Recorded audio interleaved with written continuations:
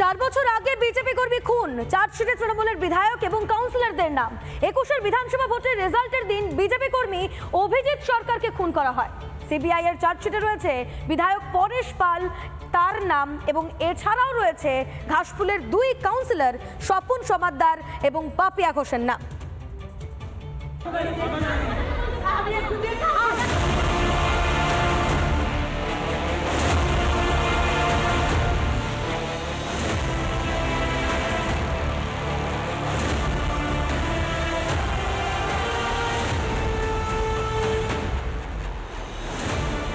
2021 সালের 2রা মে বঙ্গে বিধানসভা ভোটের ফল ঘোষণা।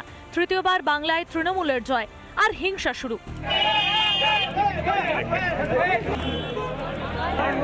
যার বলি হন কলকাতার কাকুরগাছির বিজেপি কর্মী অভিজিৎ সরকার। খুনের ঘটনায় দ্বিতীয় অতিরিক্ত চার্জশিট দিল সিবিআই। নাম রয়েছে তৃণমূলের নানা রথী মহারথীর।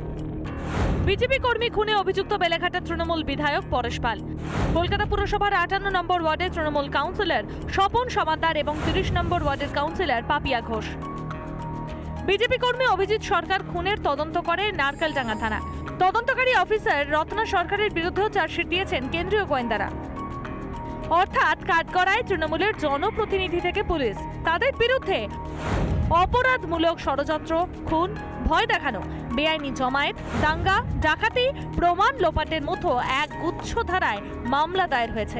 এর মধ্যে বেশিরভাগই জামিন অযোগ্য ধারা।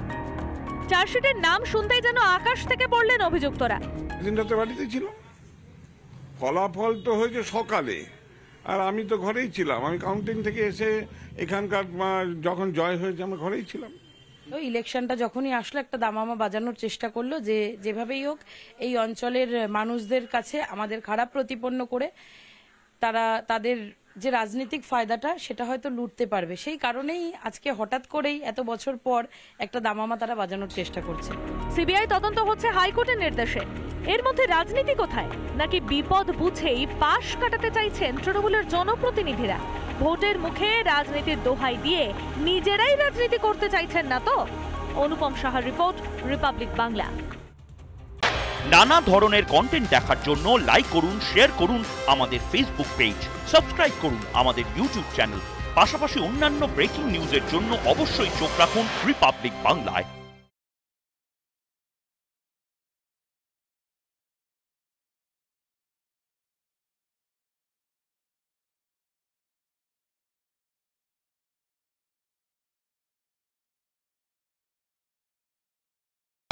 নানা ধরনের কন্টেন্ট দেখার জন্য লাইক করুন, শেয়ার করুন আমাদের